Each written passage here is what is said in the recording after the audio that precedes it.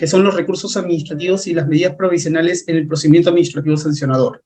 En ese sentido, hemos preparado un PPT donde vamos a ver un poco esta figura, ¿no?, que es un recurso administrativo, específicamente, y va de la mano, digamos, con este principio, ¿no?, de agotar las vías administrativas para después los actos o procedimientos en los cuales haya, digamos, una afectación al administrado, pueda irse por la vía, digamos, judicial. Entonces, pero también a su vez tiene un segundo sentido, ¿no?, aparte de agotar las vías administrativas para que sea resuelto, ¿no?, la solicitud del administrado ¿no?, o el proceso que ha adquirido el administrado, pero que no fue en su momento favorable.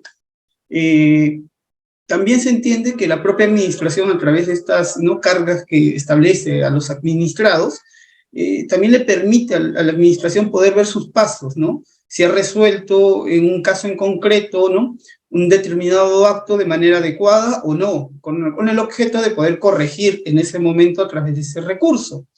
Igual también vamos a hablar un poco de las medidas provisionales, ¿no?, que estas forman parte, ¿no?, de las medidas cautelares que tiene la propia administración en los procesos, pero que también a su vez en un procedimiento administrativo sancionador, estas medidas pueden ser implementadas por la autoridad instructora debidamente motivadas, siempre haciendo un análisis, digamos, de ponderación, para poder establecer estas medidas con el objeto de garantizar la finalidad, ¿no?, específicamente de la resolución en este procedimiento, ¿no?, ante un proceso, digamos, administrativo, un procedimiento administrativo sancionador.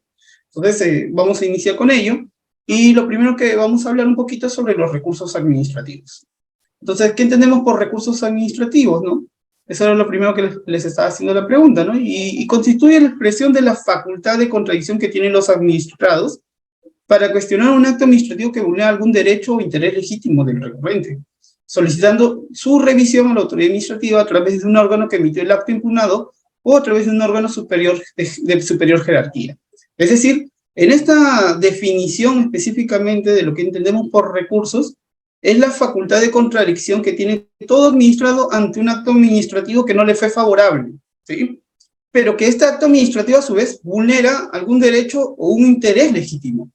Y a su vez esto se va a solicitar, ¿no?, al propio órgano o autoridad que emitió el acto, pero que esta misma autoridad en algunos casos lo va a poder resolver, o a través de un órgano superior, si es que, digamos, hay una instancia superior a ella. Esto es importante. Yo también les decía, ¿no?, que los recursos administrativos son una carga también para el administrado para agotar esta vía, con el objeto de poder, digamos, ir a una vía judicial posterior, y a través de la vía judicial, que va a ser un órgano, un tercero, ¿no?, que va a resolver y va a revisar, ¿no?, si este acto administrativo tuvo algún vicio que ha afectado algún derecho o interés legítimo del administrado, ¿sí? Entonces tiene de estos dos planos, ¿no? Por un lugar, una facultad que tiene de contradicción el administrado y agotar esta carga, ¿no?, que le establece la propia administración, pero a su vez también la propia administración va a observar estos pasos que ha emitido, si son digamos, de acuerdo, ¿no?, a la ley, o ha afectado algún derecho, ¿no?, propiamente del administrado, dentro de un procedimiento. Entonces, esto tiene esta finalidad, los recursos administrativos, ¿no? Ahora, el artículo 217 del TUO, de la Ley de Procedimiento Administrativo General, dispone qué características del acto administrativo puede ser cuestionado, ¿no? No cualquier acto administrativo, sino tiene que ser un acto administrativo que viole, desconoce o lesione un derecho o un interés legítimo del administrado. Adicionalmente a ello, debe ser un acto definitivo que ponga fin a una instancia, o en caso se trate de un acto de trámite, que debe impedir la continuación del procedimiento o producir la indefinición del impugnante. Y tercero, no debe haber quedado firme ni consentido. Ahora, vamos por partes, ¿no? Por ejemplo, un acto que viola, desconoce o lesiona un derecho o un interés legítimo del administrado. Cuando la disposición señala esto, es muy importante porque podemos estar en un procedimiento, digamos, sancionador, ¿no?, donde declare archivar el procedimiento. Entonces, ahí el administrado podrá interponer algún recurso, pero siéndole favorable a él, ¿no?, porque está pidiendo en un procedimiento administrativo sancionador en contra del administrado, donde le van a poner una multa. La primera instancia resuelve con archivar. Entonces, ¿ese acto afecta, viola, desconoce, lesiona un derecho? La respuesta es no. Entonces, esos actos no van a ser impugnables, ¿sí? Esto es primero. Cosa distinta hubiera sido que el acto señalaba, ¿no? O establecía, por ejemplo, confirmando la multa impuesta al administrado. Entonces, en ese punto sí está afectando un derecho de un administrado y por lo tanto se cumple el primer requisito. Ahora, ese acto debe ser un acto definitivo o que puede impedir la continuación del procedimiento o le genere indefensión al impugnante. Entonces, por ejemplo, un acto definitivo, ¿no? Dentro de un procedimiento podemos encontrar que los administrados pueden solicitar ante la administración ciertas licencias, pero se les son denegadas, ¿no? Entonces, ante esa denegación que puede ser a través de un acto, que puede ser una resolución, o también puede ser, ¿no? Indistintamente una carta también, ¿no? Ante estos actos que están afectando o que le están denegando cierta, digamos, derecho al administrado que ha solicitado a la administración para modificar esa situación jurídica, en esos casos, el administrado puede interponer un recurso de apelación o un recurso de reconsideración, ¿no? Indistintamente. Entonces, acá también es interesante, ¿no? Porque ya estamos hablando de actos administrativos, donde ya donde no se le ha denegado cierto derecho al administrado. Ahora también dice impedir la continuación del procedimiento o indefensión del impugnante. Por ejemplo, puede haber procedimientos que no necesariamente terminan con una resolución denegando ¿no? Cierto derecho al administrado. También puede haber a través de cartas, ¿no? A través de oficios. Específicamente también puede ser un memorando, ¿no? Donde puede haber afectación a un administrador referente a algún derecho, ¿no? Por ejemplo, ya no yendo tanto en la parte de actos administrativos, sino vamos un poquito lo que es aplicable a procedimientos disciplinarios, ¿no? Cuando le emiten un memorándum después de un procedimiento donde sancionan, digamos, a un trabajador por inasistencia o por llegar tarde. Acá vemos que ese acto le está afectando y está modificando una situación jurídica específicamente. Entonces acá puede interponer algún recurso, ¿no? Que puede ser apelación o puede ser reconsideración. Entonces esto también es muy interesante, ¿no? Porque yo les decía, no solamente puede ser a través de un acto administrativo que pues, normalmente contiene una resolución, también puede ser otro tipo de actos, pero que impidan la continuación del procedimiento. Por ejemplo, ¿no? Recuerdo un caso en el cual solicitaban, ¿no? El cambio, digamos, del lugar de trabajo en la administración pública, ¿no? A través de un trabajador bajo la figura de la 276, ¿no? Y la respuesta que le dieron fue a través de una carta, ¿no? Y hablando que no le iban a trasladar y que por lo tanto, porque no cumplía los ciertos presupuestos para ese tipo de traslado, ¿no? No estaba dentro de la situación, digamos, de vulnerabilidad o no estaba dentro de los requisitos que se estaba estableciendo en los reglamentos. Entonces, el administrado apela, ¿no? Y claro, apela a la carta. Y en este caso, esa apelación se elevó al Tribunal del Servicio Civil para que sea resuelto a través de un procedimiento específico, ¿no? Entonces acá también es importante porque estábamos viendo que en un memorándum que le señalaba, ¿no? El no reconocimiento de este traslado de una situación jurídica del lugar de trabajo también podía ser impugnable, ¿no? Ahora, también no debe haber quedado firme ni consentido, es decir, los recursos, ¿no? Los actos administrativos van a tener un plazo, ¿no? Y ese plazo va a ser perentorio. Normalmente, tanto para reconsideraciones o apelaciones, el plazo perentorio para interponer algún recurso son 15 días hábiles. Es decir, desde emitido la resolución o el acto que le genere indefensión y debidamente notificado, a partir de esa notificación para adelante, es desde donde se va a contabilizar el plazo de los 15 días. Si yo no interpongo ningún recurso dentro del plazo de los 15 días, entonces estamos, ¿no? Ya en una situación donde el acto administrativo ha quedado consentido y por lo tanto ya no vas a poder interponer ningún tipo de recurso. Por eso, las tres características que recoge el artículo 217 del TUO del LPAC es, primero, que el acto, ¿no? Debe violar, desconocer o lesionar algún derecho. Segundo, debe ser un acto definitivo que impida la continuación del procedimiento o genere indefensión contra el impugnante. Y tercero, no debe haber quedado firme ni consentido, ¿no? Es decir, no debe ser una cosa decidida con el objeto de poder interponer alguno de estos recursos, ¿sí? Ahora, el artículo 222, disculpen, nos menciona, ¿no? Que una vez vencidos los plazos para interponer los recursos administrativos, se perderá el derecho a articularlos quedando firme el acto. Entonces ahí la única opción que tiene ya el administrado ante no haber interpuesto ningún recurso es que puede irse a la vía todavía procesal, ¿no? Que tiene 3 meses desde que ha quedado consentido los actos administrativos, ¿sí? Ahora, el artículo 221 nos dice, ¿no?, que establece que los recursos deben expresar el acto en el que se recurre y cumplir los demás requisitos previstos en el artículo 124. Es decir, los requisitos que debe tener todo recurso están dispuestos en el artículo 124, el cual dispone que todo escrito debe indicar la expresión concreta de lo pedido, los fundamentos de hecho que los apoye, y cuando sea posible también los de derecho. Atendiendo al expuesto de ambos artículos, podemos indicar que al interponer un recurso administrativo, el administrado debe sustentar lo siguiente. 1, cuál es el agravio que ocasiona el acto administrativo impugnado. Indicar qué derecho o interés legítimo es vulnerado. Y segundo, el vicio o error que habría incurrido la autoridad administrativa al emitir el acto impugnado. Es decir, para que todo recurso sea presentado ante la administración, tiene que cumplir estos requisitos establecidos en el artículo 124 del TUDO del LEPAC. La expresión concreta de lo pedido, los fundamentos de hecho y también, si es posible, los fundamentos de derecho. Normalmente más se basan en los fundamentos de hecho y al final ponen cuáles son los artículos que, entre comillas, habrían afectado, ¿no? Y claro, por eso dice cuando sea posible los de derecho.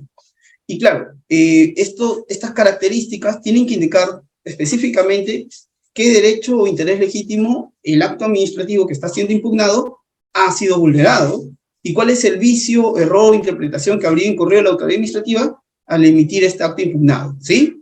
Puede ser que haya interpretado de manera distinta, o aplicado una disposición distinta, digamos, o ha interpretado, digamos, los documentos o hechos presentados, ¿no?, del administrado, para que pueda, digamos, en determinado, digamos, sentido, haya emitido esa resolución. Entonces, ahí en el recurso de apelación se tiene que señalar ello, ¿no? Cuáles son, digamos, los medios de prueba que se están presentando, porque pueden ser nuevos, o los fundamentos que se tienen que señalar por el cual ha sido afectado el derecho del administrado.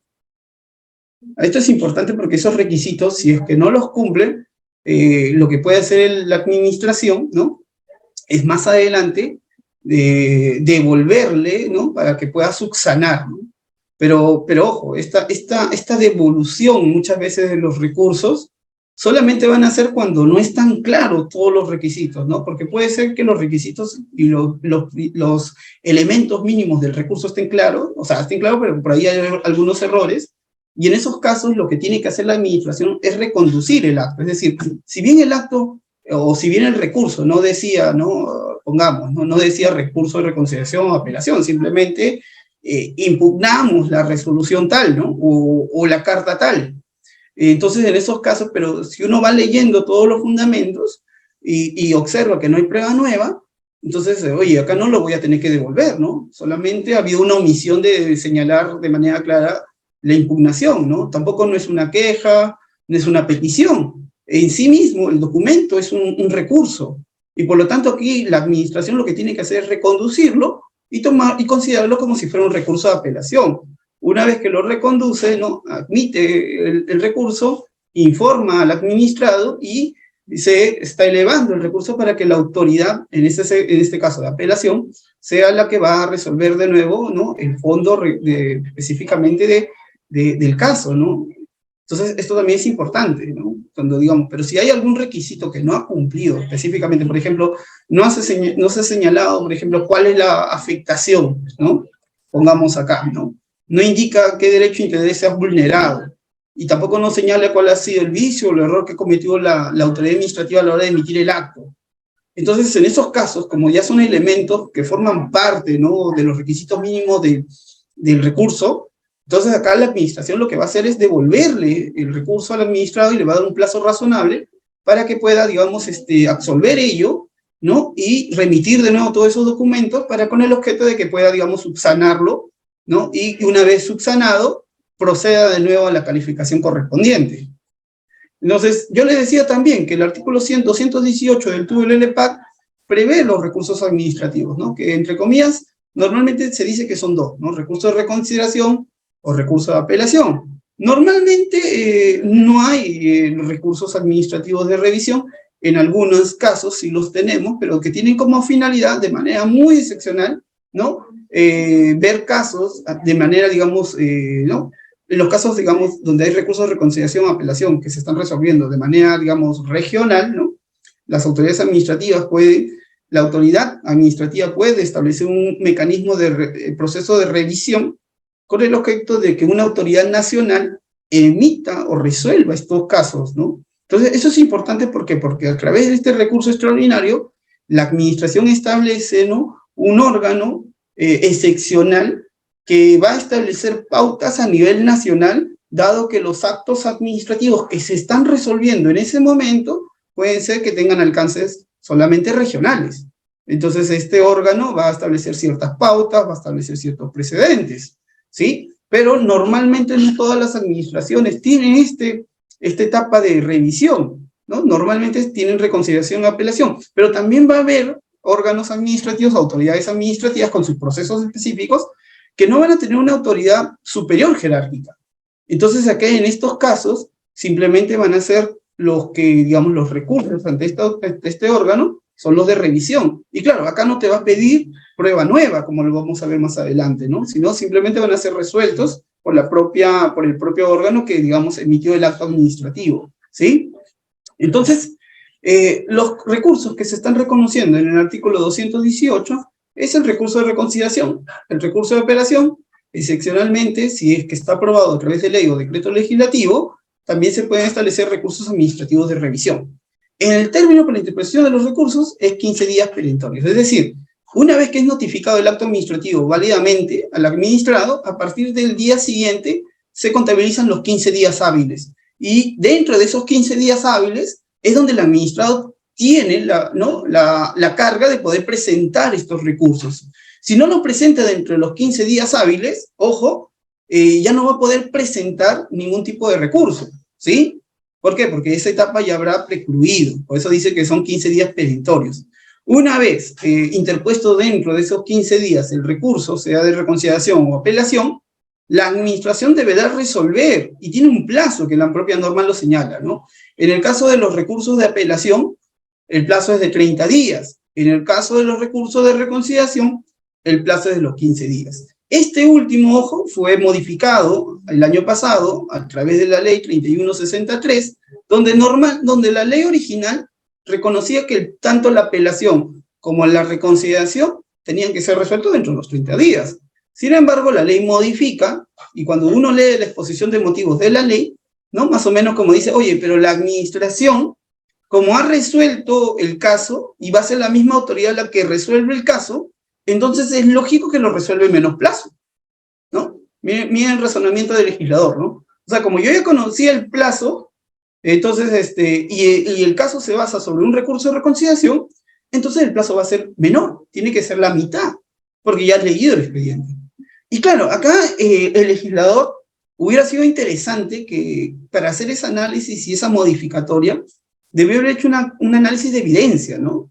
¿Por qué? Lo digo, ¿no? Porque si bien algunas normas especiales sí establecían el plazo menor, ¿no? Por ejemplo, si ustedes ven la Ley General de Inspección del Trabajo, antes de la modificatoria de la ley, establecía que el plazo era de 15 días, ¿no? Pero posteriormente, cuando se da la modificación del tubo bueno, la Ley de Procedimiento Administrativo General, y que es de aplicación, ¿no? A todos los procedimientos, incluyendo los procedimientos especiales, los recursos de reconciliación se tenían que resolver dentro de los 30 días. Pero esto fue modificado, ahora dice 15 días. Pero, ¿qué es lo que pasaba? ¿No? Yo les decía, ¿no? Hubiera sido interesante que antes de modificar esta norma, el legislador hubiera hecho un trabajo digamos, de campo, ¿no? Para ver en la práctica cuánto tiempo les está demorando resolver recursos, específicamente de reconciliación. Y se va a llevar la sorpresa que muchas veces no están resolviendo dentro de los 15 días, ojo. ¿Y por qué? Porque muchas veces puede ser por sobrecarga o puede ser porque en verdad el mismo proceso, cuando se presentan las pruebas nuevas, la autoridad administrativa puede hacer, digamos, acciones complementarias con el objeto de poder verificar. Entonces, yo creo que el legislador no se puso en esas situaciones, ¿no? Especiales donde ha considerado que, ya te presento un documento, una prueba nueva, distinta, que no ha sido valorada en el proceso, y ya con eso desarrolla todo, ¿no? Emite la resolución. no es tan fácil, ¿no? Entonces ahí hubiera sido más interesante ver un análisis de evidencia para ver, primero, cuánto se están demorando la administración en resolver los recursos de reconciliación, y segundo, ¿no? Oye, ¿qué tan complejo es en la práctica resolver un recurso de reconciliación sobre una prueba nueva y cuáles son las acciones que realiza, ¿no? Entonces, ¿por qué? Porque esto es importante para tener una administración ¿no? que modifique normas de la Ley de Procedimiento Administrativo General, pero con evidencias, ¿no? No porque considera que, como ya lo vistes, o sea, el caso, se te hace más sencillo resolver de nuevo, ¿no? Y claro, lo está analizando como si el órgano siempre fuera permanente, o sea, los que ejercen la acción en ese órgano siempre van a ser los mismos cuando normalmente la administración cambia, ¿no? Entonces, eso también no lo han evaluado. Entonces, eso también es un punto en contra, ¿no? que le señalaba. Pero fuera de ellos, actualmente el recurso de apelación es 30 días y ahora los recursos de reconciliaciones son 15 días. Acá van a poder ver, ¿no? Los dos tipos de recursos, ¿no? Y también sus diferencias.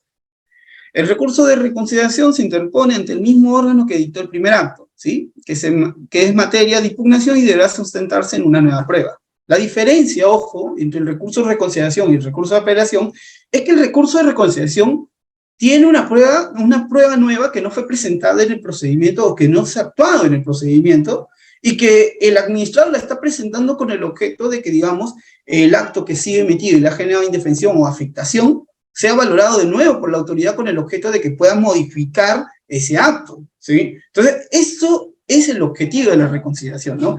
Que la propia administración valore esos medios de prueba nuevos que han sido presentados y que no en ningún momento en la etapa del procedimiento ha sido ni actuado ni presentado por las partes, ¿no? En este caso sería por la administración o por el administrado. Y acá el que resuelve, ¿no? El órgano emisor del acto constituye instancia única, no se requiere nueva prueba. Esto yo les decía, ¿no? ¿Qué pasa cuando la administración no tiene un superior jerárquico? Entonces, en esos casos no va a haber recurso de apelación, porque no hay una instancia superior a ella. Entonces, en esos casos se va a presentar como reconciliación, pero acá ya no se solicita que haya una prueba nueva, sino que solamente se ha valorado los fundamentos de hecho y derecho ante esa autoridad. En sí, el recurso de reconciliación, en esos casos, en verdad es una apelación para que de nuevo la propia administración observe, ¿no? O vea el caso de manera distinta, ¿no? Y claro, este recurso de reconciliación es un recurso opcional, ¿no? Es decir, no es que yo interponga el recurso de reconciliación como primero y después el recurso de apelación. Si yo no tengo prueba nueva que presentar en el proceso, no tengo que interponer el recurso de reconciliación, sino tengo que interponer el recurso de apelación, porque el recurso de apelación se va a discutir, ¿no? O se va a evaluar de nuevo por una autoridad distinta, jerárquica, los fundamentos de hecho y derecho que señala por qué el acto administrativo debe declararse o revocarse, ¿no? Entonces, esto también es importante. Entonces, por eso no es que sea opcional, ¿no? No presento el recurso de reconciliación y después recién me voy a la apelación. No, si tengo la prueba nueva, presento el recurso de reconciliación. Si no tengo la prueba nueva y son los fundamentos de hecho y derecho los que están en discusión referente al acto que estoy impugnando, se va como un recurso de apelación, ¿sí? Entonces, el recurso de apelación, en ese sentido, ¿no? Tiene por objeto que se diferencia del recurso de reconciliación, porque acá no vamos a presentar pruebas nuevas y se sustenta en diferente interpretación de pruebas producidas o cuando se traten de cuestiones de puro derecho. Es decir, que las pruebas en el procedimiento no han sido debidamente valoradas por la administración y va a ser un órgano superior las que va a valorar esas pruebas, ¿no? O esos hechos que señala el administrado, o que ha habido una aplicación indebida de las disposiciones, ¿no? legales, y por lo tanto también se señala ello, ¿no? Entonces puede ser una cuestión de pruebas producidas, ¿no? De diferente interpretación, o cuestiones netamente de puro derecho. Y claro, estas deben dirigirse a la misma autoridad que pidió el acto impugnado para que eleve lo actuado al superior jerárquico, ¿sí? Entonces acá yo les decía, ¿no?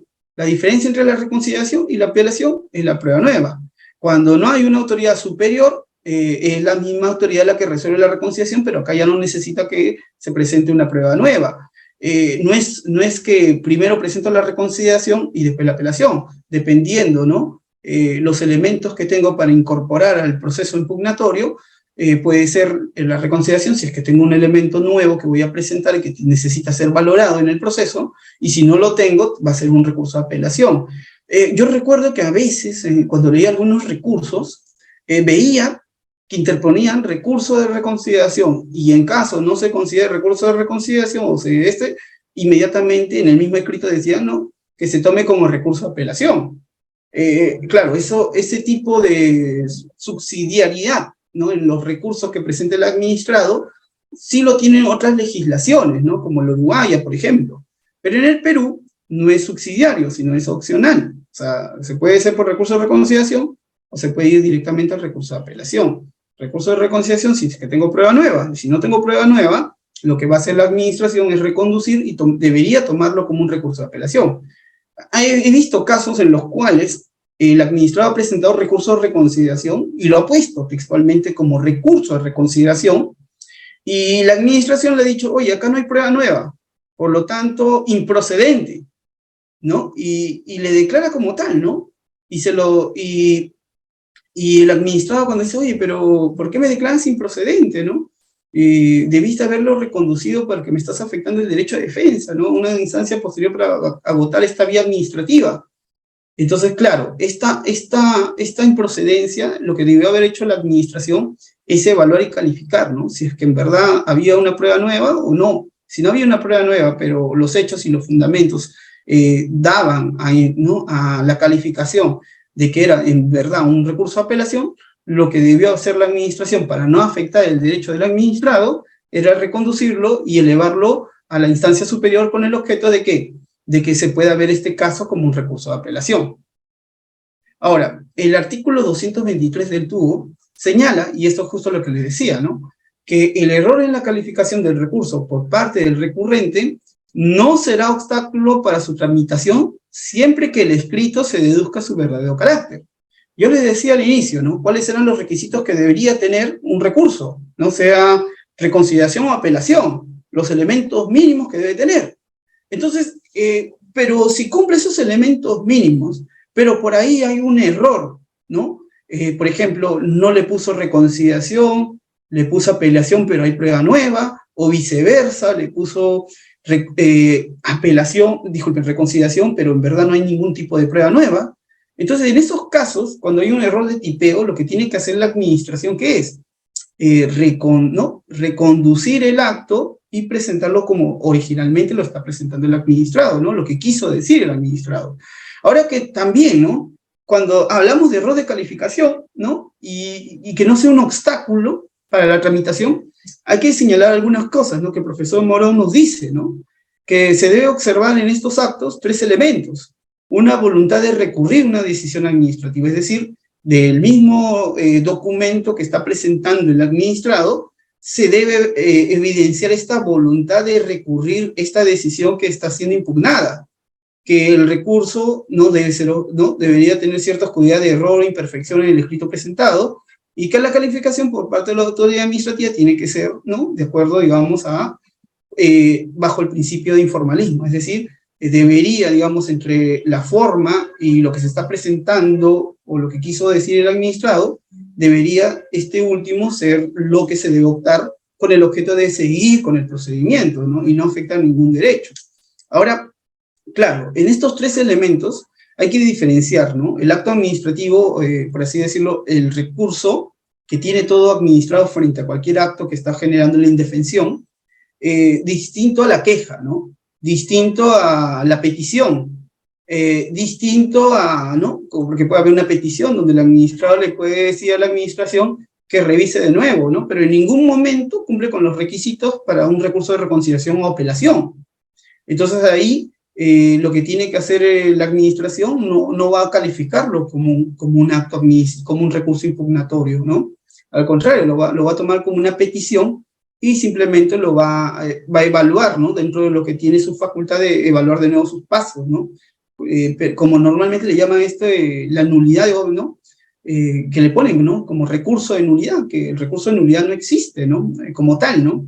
O sea, no hay un recurso que se llame recurso de nulidad, sino la nulidad es el efecto que podría generarse después de un recurso, sea apelación, específicamente, o reconsideración. pero no hay como tal este recurso de nulidad, ¿no? Lo que en verdad está haciendo ahí los administrados, cuando presentan un recurso de nulidad, lo que le están pidiendo a la administración es que revise de nuevo su acto, ¿no? Porque ya se le pasó el plazo para poder impugnar, y aún vencido ese plazo, la administración tiene una facultad de poder revisar sus pasos, en este caso los actos administrativos que ya han quedado como cosa decidida, y que dentro de los 2 años posteriores, ellos pueden declarar las nulidades en estos casos, ¿no? Es por eso que cuando se agota la vía de los recursos, sea apelación, reconsideración o revisión, el administrado puede pedir, ¿no? Hacer bueno, mejor dicho, una petición a la administración para que de nuevo revise el proceso, y porque le está señalando que ha habido un vicio específicamente en el acto administrativo. Y esto es interesante, ¿no? Porque la administración no puede tener, digamos, como válidos aquellos actos que tengan algún vicio dentro de sus elementos o esté afectando, digamos, alguno, digamos, la legislación o algún precedente. Entonces, esta facultad que tiene la administración es una facultad de revisar sus propios actos. Ahora, pero eso no puede ser entendido como un recurso ¿no? impugnatorio. Entonces, esto, por eso les decía, ¿no? Entonces, tiene que haber una voluntad de recurrir a una decisión administrativa. Ahora, el recurso tiene que ser, digamos, oscuro, ¿no? O sea, para poder aplicar este tema de reconducirlo, ¿no? Por ejemplo, debe haber un error, ¿no? No le decía, ¿no? En vez de poner la apelación, le puso revisión, o viceversa, ¿no? Apelación. Entonces, cuando era una reconciliación. Entonces, estos elementos de errores no deberían ser, como se dice, ¿no? Para poder declarar la improcedencia del recurso, sino lo que tiene que hacer ahí la administración a la hora de hacer la calificación es evaluar, ¿no? Si en verdad es un recurso de reconciliación o si es un recurso de apelación. Y si dice revisión, ¿no? Y estás en la etapa recién donde hay un acto administrativo, entonces lo tiene que reconducir, y de acuerdo a la naturaleza del escrito, ¿no? Y a la voluntad de recurrir del administrado, tiene que calificarlo como tal. En los casos, los elementos, ¿no? Yo les decía, no están claros, como por ejemplo, interpone un recurso de apelación, pero no señala cuáles son los fundamentos de hecho o de derecho que se han afectado, o sea, ¿no? Dentro del acto administrativo que está impugnando. Entonces ahí lo que tiene que hacer la administración es devolverle, ¿no? Para que pueda subsanar, ¿no? Y le da un plazo razonable, ¿no? En algunos casos vi que la subsanación, ¿no? Lo estaban aplicando como dentro de los 2 días hábiles, pero la norma, el artículo 140 señala, ¿no? Que la administración le va a dar un plazo razonable, ¿no? O sea, ¿para qué? Para que pueda, digamos, y por así decirlo, levantar las observaciones señaladas por la administración con el objeto de declarar, ¿no? Admisible en todo caso el recurso.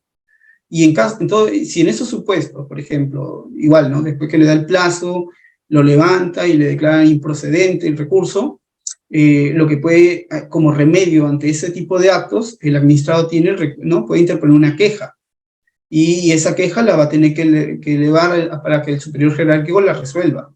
Y ante esa queja que la va a resolver el superior jerárquico, puede declarar no fundada la queja y por lo tanto dar a trámite el procedimiento para que sea resuelto, ¿no? Por la instancia superior. Y estos recursos que son remedios ante esta, digamos, no práctica donde ha habido un vicio, donde se ha declarado improcedente algún recurso, le permite al administrado, ¿no? Poder utilizarlos cuando han sido declarados los recursos improcedentes, ¿no? Cosa distinta por ahí si es que, por ejemplo, para la administración, pongamos un ejemplo, ¿no? El plazo del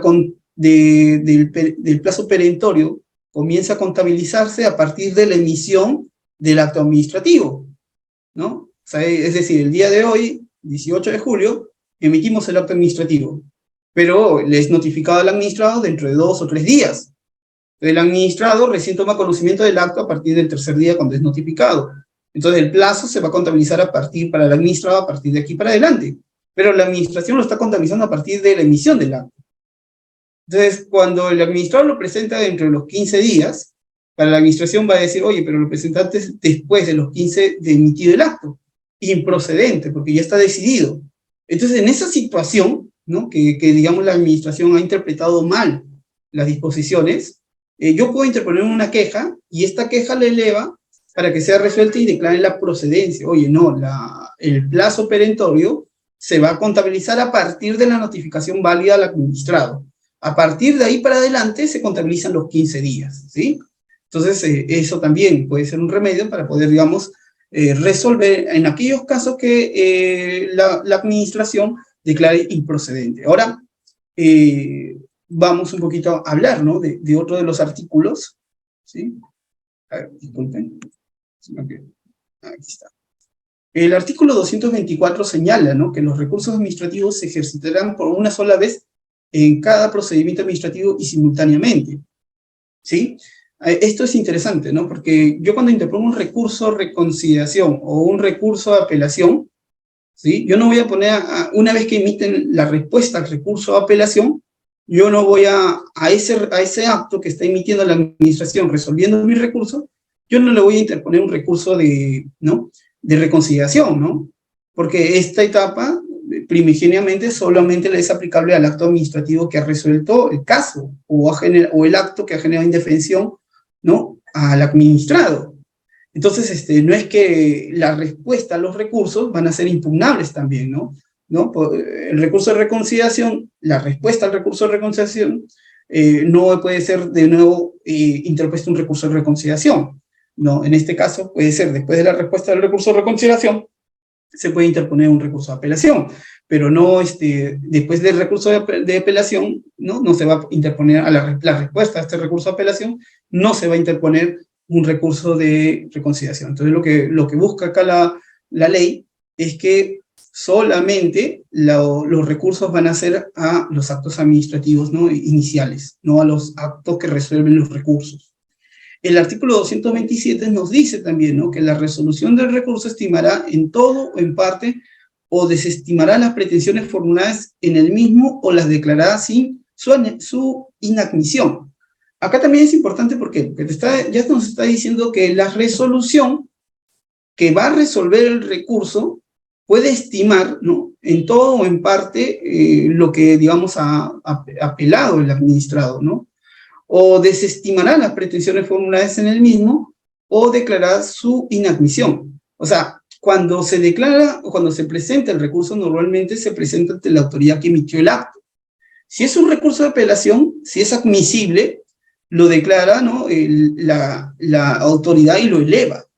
Pero lo inadmisible, el recurso cuando es inadmisible, no lo puede emitir la misma autoridad que, digamos, ha emitido el acto, sino lo tiene que elevar para que sea la instancia superior que declare que es inadmisible. Por eso muchas veces cuando había algunos problemas, ¿no?, cuando se habían interpuesto algunos tribunales o órganos que veían como recursos de revisión, por ejemplo, le presentaban a la autoridad administrativa, a la última instancia administrativa, los recursos de revisión, y por ejemplo, por ahí, ¿no?, el recurso de revisión fue presentado extemporáneamente. Entonces el mismo órgano le decía, oye, improcedente, ¿no? Pero, hey, un momento, tú no me tienes que declarar eso, lo tiene que declarar la instancia superior, ¿no? Esa que es inadmisible. Entonces, ¿qué hacía ahí el administrador? Una queja, y esa queja se elevaba, ¿no?, y la resolvía, digamos, este órgano, ¿no?, este tribunal, que ve como recurso de revisión, y la declara fundada, ¿no? Y le decía, oye, yo voy a revisar todo el expediente, tú no tienes que pronunciarte, no tienes que declarar la inadmisibilidad, yo lo tengo que declarar. Y posteriormente, posteriormente admitía y analizaba, ¿no?, oye, si estaba dentro o no estaba dentro del plazo, y después el tribunal lo resolvía, ¿no? Entonces, esa es la figura, ¿no?, que se busca con el 227, que no sea esa misma autoridad la que declara inadmisible. Ahora, constatada la existencia de una causal de nulidad, la autoridad, además de la declaración de nulidad, resolverá el fondo del asunto, de contarse con los elementos suficientes para ello. Esto también es importante, o sea, normalmente la administración lo que busca siempre es que analizar el proceso donde se ha emitido el acto administrativo y buscar cualquier vicio, ¿no? ¿Para qué? Para no ver el fondo. Acá hay un vicio, ¿sabes qué? Tú resuelves, ¿no? O sea, te declaro nulo, que vuelva de nuevo y que se emita otro acto administrativo, ¿no? Entonces, claro, acá la administración, si tiene los elementos, ¿no?, dentro del expediente y dentro del recurso para poder resolver el fondo, la ley le dice, ¿no?, oye, tú resuelve el fondo del asunto, indistintamente que vas a declarar la nulidad. ¿Por qué? Porque ya con el objeto de darle, digamos, cierta garantía al administrador, y también por un tema de que no retorne de nuevo después a segunda instancia para que pueda del fondo, ¿no? Si tiene todos esos elementos, puede resolver el fondo del asunto. Ahora, decantarse con los elementos suficientes para ello, ¿no? O sea, por eso le pone, ¿no? Si no tuviera los elementos para poder pronunciarse sobre el fondo del asunto, entonces sí solamente declararía la nulidad. Ahora, cuando no es posible pronunciarse sobre el fondo del asunto, se dispondrá la reposición del procedimiento al momento en que el vicio se produjo. Normalmente los vicios pueden producirse, ojo, porque cuando una instancia superior declara la nulidad, puede haber un vicio de nulidad del resultado, que es el acto administrativo, puede ser en el proceso, lo puede retrotraer hasta una etapa donde ha habido un vicio insubsanable, ¿no? Que puede ser, digamos, en la etapa de autoría instructora, informe final, o puede declarar nulo todo el procedimiento porque había una notificación defectuosa desde el inicio, es decir, declara nulo y que se inicie de nuevo el procedimiento, ¿sí? Entonces hay que evaluar cuando emita la resolución estas autoridades, de ver hasta qué etapa alcanza, digamos, ¿no? Alcanza la nulidad, y lo va a señalar, ¿no? Oye, la nulidad de la resolución, la nulidad hasta el informe final, la nulidad de todo el procedimiento que se inicie. Ahora, la nulidad, ojo, cuando declara de todo el procedimiento, es como cuando el procedimiento es como que no hubiera existido, ¿no? O sea, oye, tengo acá los hechos constatados desde la infracción, ¿no? Y me has declarado nulo todo un procedimiento, ¿no? Que ha demorado algo de 7, más los tiempos que se han demorado, ya un año. Entonces, como declaro nulo todo el procedimiento, todo ese año se contabiliza ¿para qué? Para el plazo de prescripción. Y solamente el plazo de prescripción se va a paralizar de nuevo si se inicia de nuevo el procedimiento sancionador, ¿sí? Cosa distinta, ¿no? Vamos a verlo cuando declaran la nulidad de la resolución del acto. ¿Por qué? Porque dice, declaro la nulidad de la resolución del acto. Ahí solamente lo que se va a contabilizar el plazo es el plazo de la caducidad. Por ejemplo, si yo resolví el procedimiento sancionador dentro de los 8 meses, y yo tenía un plazo de 9 meses, y me declara nula la resolución, yo como administración tengo un mes para resolver ese caso debidamente notificado al administrado. Si no lo resuelvo en ese mes, ¿no? Desde que ya las partes han tomado conocimiento de que han declarado nula la resolución del acto administrativo, entonces en ese procedimiento sancionador, entonces caduca el procedimiento y por lo tanto de nuevo tiene que volverse a foja cero, ¿no? Si es que no ha prescrito, y todo ese tiempo se tiene que contabilizar, ¿no? Para la prescripción. Pero si declara nulo, ¿no? No la resolución, no todo el procedimiento, sino una etapa del procedimiento sancionador, es decir, oye, hasta la emisión del informe final. Ya, acá claro, ¿cómo se tomaría, no? Porque cuando teníamos la resolución, nos teníamos claro todo, que era a partir de la fecha de la notificación de la resolución, ahí se paraliza el plazo de la caducidad. Pero si me retrotraes de nuevo al informe final, tengo dos tipos de interpretaciones. Una es hasta la fecha de emisión, desde la carta de imputación del procedimiento debidamente notificada, hasta el informe final, que puede haber sido 3 o 4 meses, ahí contabilizo, y de nuevo ahí contabilizo el plazo de la caducidad, o contabilizo todo, ¿no? El plazo de la caducidad, retrotrayendo hasta, por ejemplo, que me quedaba 1 o 2 meses. Sobre eso, el tubo de la Ley de Procedimiento Administrativo General no dice nada. Entonces, ustedes van a encontrar que en esos casos, ¿cómo lo están resolviendo la administración? La administración, en los casos de nulidad de resoluciones, dice, ya, es más sencillo, ¿no? O sea, tengo el plazo de la caducidad, listo. Pero en los casos que declaren nulo hasta la etapa de la autoridad instructora, ahí hay mucha discrepancia, ¿no? Si tomo todo el plazo que me ha tomado el procedimiento sancionador, o solamente tomo todo el plazo que me ha tomado hasta esa etapa en su momento, ¿no? O sea, sí hubiera sido interesante que la Ley de Procedimiento Administrativo General, ¿no? Establezca de manera clara, ¿no? Porque esto tiene efectos, ¿no? Oye, ¿qué pasa si el procedimiento no lo resuelvo dentro del plazo máximo de los 9 meses, ¿no? Y por ahí amplío 3 meses más, caduca, ¿no? Entonces ahí vamos a ver algunas discrepancias, ¿no? Porque ya hay algunos casos en los cuales los tribunales están declarando nulo el proceso, ¿no? Hasta una etapa, digamos, de fase de autoridad instructora, pero no le va a alcanzar el tiempo, ¿no? Oye, si lo resolvió a los 8 meses, tengo un mes para emitir el informe, notificar el informe final, trasladarlo y emitir la resolución. En todo caso, en esos casos lo que van a tener que hacer las autoridades administrativas van a tener que ampliar por 3 meses más, ¿no? El procedimiento sancionado, es decir, que el procedimiento que tenía que durar 9 meses, se va a tener que ampliar hasta 12 meses, ¿sí? Y claro, cuando ellos van a solicitar la ampliación, la autoridad instructora o la sancionadora, ¿qué ha dicho ahí el Ministerio de Justicia? ¿Quién amplía? O sea, si yo soy autoridad instructora y tengo un plazo para resolver un procedimiento administrativo sancionador dentro de los 9 meses, ¿a quién le solicito la ampliación? ¿Lo puedo yo mismo puedo ampliar el procedimiento sancionador? La respuesta es no. Lo que tiene que hacer ahí la autoridad instructora es solicitar la ampliación debidamente motivada, como dice, ¿no? En el caso de la institución de la caducidad, la autoridad tiene que debidamente motivar, justificar por qué se va a ampliar y se lo tiene que solicitar la autoridad, ¿no? En este caso tendría que ser, lo que ha dicho el Ministerio de Justicia es que tendría que ser en este caso la autoridad sancionada, siempre y cuando el que solicita la ampliación es la autoridad instructora. Pero no ha dicho nada cuando la autoridad sancionada es la que va a solicitar la ampliación, ¿sí? Pero claro, si en el caso de la autoridad instructora y la sancionada tienen la igual jerarquía, ¿no? Son autoridades autónomas de mismo nivel, solamente con distinto efecto, ¿no? Porque la autoridad instructora emite un informe final, ¿no? Y la sancionadora emite el acto administrativo que resuelve todo el proceso sancionador. Entonces, en la autoridad sancionadora, la interpretación no es que la propia autoridad sancionadora se va a ampliar su propio caso, porque sería irrisorio que se justifique a sí mismo por qué está ampliando, ¿no? Ese es un vacío que la propia ley no lo regula. Entonces, en estos casos, apliquemos un poquito de, ¿no?, razonabilidad, ¿no?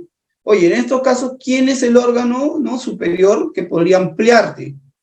En estos casos, quien podría ampliarme es la segunda instancia si es que la entidad o si es que el órgano administrativo tiene una segunda instancia, ¿no? Entonces, acá en esos casos se podría, digamos, esta autoridad declarar la ampliación.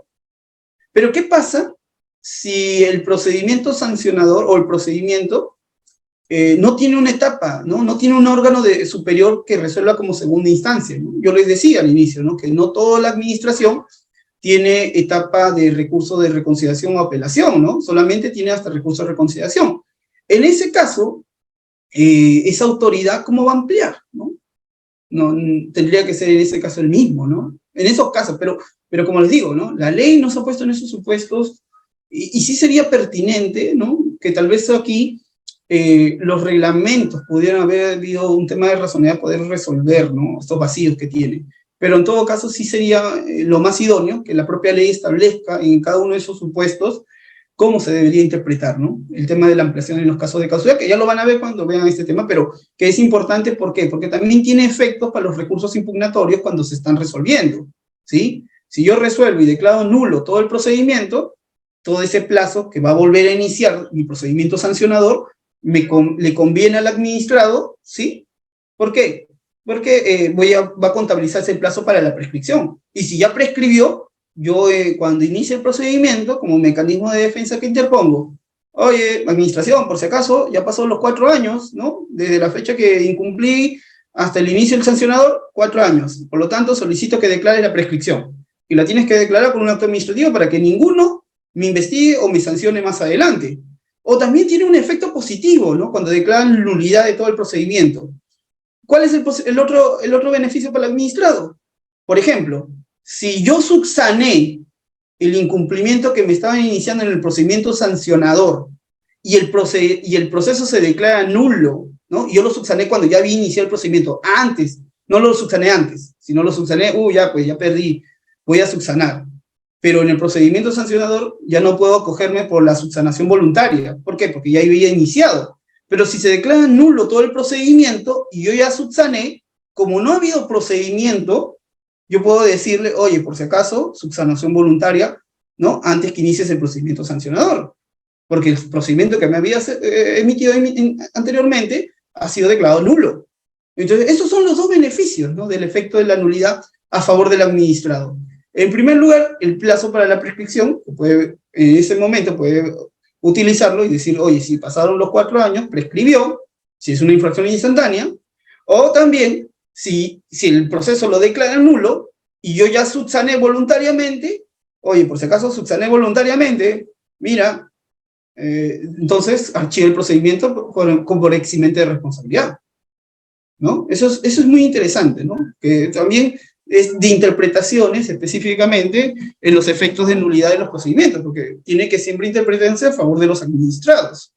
Ahora, otro de los puntos que quería hablar, ¿no? Era sobre el tema de los recursos de revisión.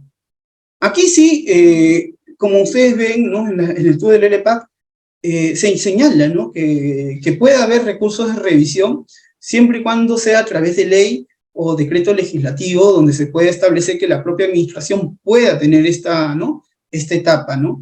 Ahora, y claro, ¿no? Yo les traigo un poco a colación acá, ¿no? Lo que dice la Ley General de Inspección del Trabajo, ¿no? Si ustedes leen la ley, el artículo 49 de la Ley General de Inspección del Trabajo y sus modificatorias, claro está, ¿no? Recuerdo el decreto legislativo, interpone, ¿no? Define el recurso de revisión como un recurso administrativo del procedimiento administrativo sancionado con carácter excepcional, interpuesto ante la autoridad que resolvió en segunda instancia a efectos que lo eleve el Tribunal de Fiscalización Laboral, estableciéndose en el artículo 55 del reglamento los requisitos de admisibilidad y procedencia que se desarrollarán en el reglamento del tribunal. ¿Qué dice el reglamento?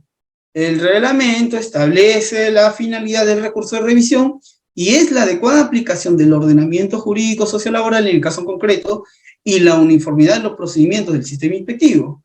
Y se sustenta el recurso, es decir, ¿cómo se debe sustentar este recurso? En inaplicación, así como aplicación o interpretación errónea de las normas de derecho laboral o el apartamiento inmotivado de los procedentes de observancia obligatoria del tribunal.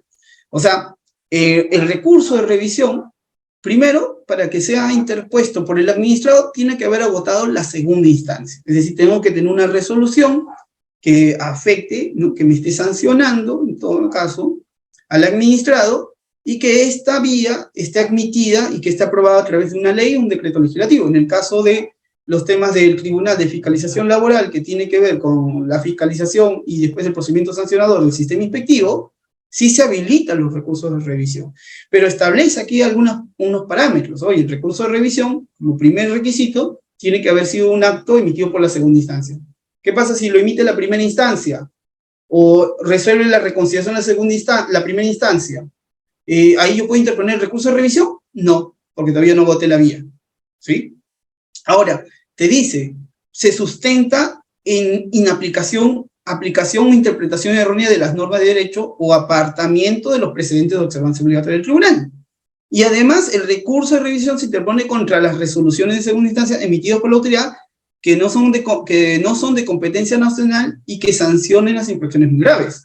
Y acá es algo muy interesante, ¿no? Porque el recurso de revisión, yo les decía, que es un recurso excepcional que tiene que estar aprobado por ley, pero ya te está estableciendo algunas pautas el tribunal para poder, digamos, ser admitido los recursos de revisión. En primer lugar, que haya emitido resoluciones de segunda instancia. En segundo, que las que lo vamos a observar son infracciones o sanciones sobre infracciones muy graves.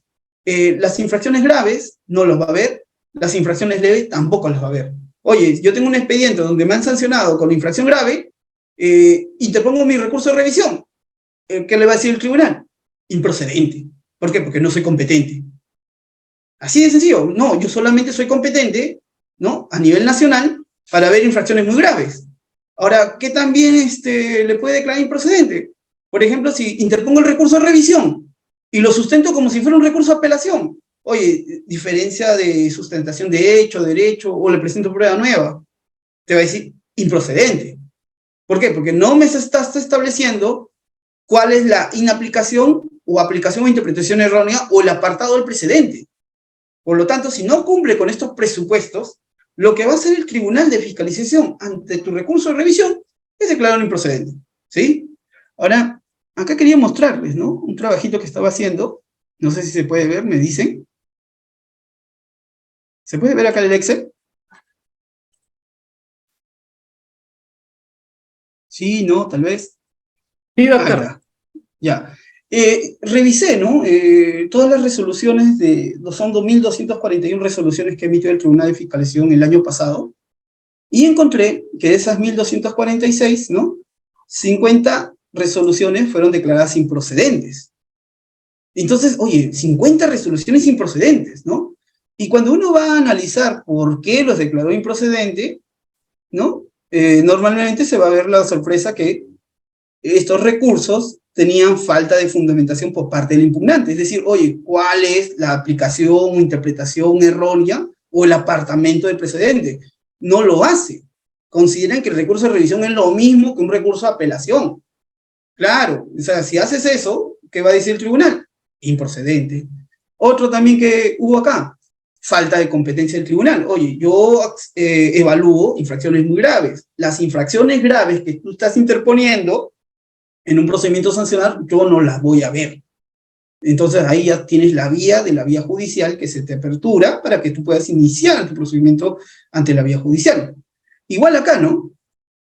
Se interpone el recurso de revisión, pero se interpone después del plazo. Entonces, yo lo que hice en este trabajo, ¿no? Fue evaluar todas estas resoluciones, donde se declaró improcedente, y lo que veía, ¿no? Porque estas resoluciones están públicas, ustedes ponen su NAFIL, bajan en la página web, ponen resoluciones del tribunal, y ahí le va a salir por año, ¿no? Las resoluciones.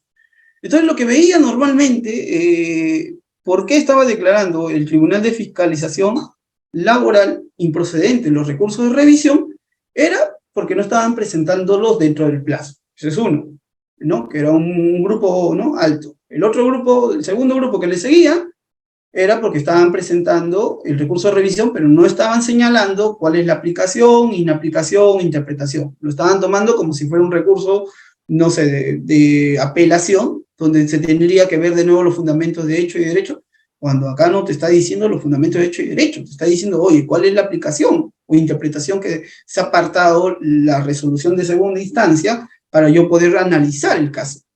Y tercero, ¿no? Se está interponiendo recursos de revisión a infracciones que no son de competencia. Y acá viene algo muy interesante que también el sistema debería mejorar, ¿no? Ustedes van a encontrar en estos procesos que el tribunal, al solamente haber infracciones muy graves, un expediente de procedimiento sancionador tiene infracciones graves, muy graves y leves. Entonces, oye, pero el procedimiento sancionador que me iniciaron a mí en la empresa tiene los 3 tipos de infracción. Entonces, yo cuando interpongo mi recurso de revisión, yo tengo que fundamentar solamente por la infracción muy grave. Y las otras no se va a pronunciar porque te va a decir, no soy competente. Entonces, solamente fundamento por ella y solamente va a resolver por ella. ¿Sí? ¿Y qué pasa con las otras, José? Las otras, como ya no tiene, como no es competencia del tribunal, las otras se tienen que interponer los recursos, o mejor dicho, el proceso, en la vía del contencioso.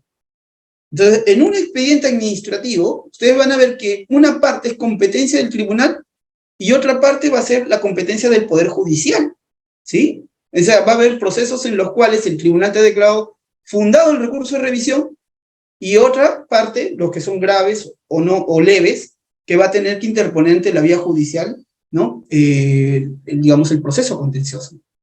Entonces, claro, acá yo considero que el tribunal debía, ¿no? Ver todos los casos, en todo caso establecer todas las materias, ¿no? Porque lo hace en la práctica en algunos supuestos, ojo. Por ejemplo, ¿qué pasa cuando el tribunal declara caduco o nulidad? Ahí declara caduco todo el procedimiento, no declara la infracción, ¿no? O sea, cuando alguien declara la caducidad, está diciéndole, oye, a la autoridad de primera instancia, ¿no? Oye, yo no estoy evaluando ya si es infracción muy grave o no, estoy analizando que la figura que tú has resuelto no tenías legitimidad para resolver, ¿no?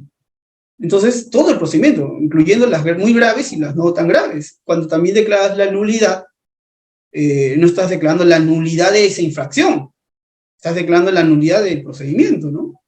O en parte, ¿no?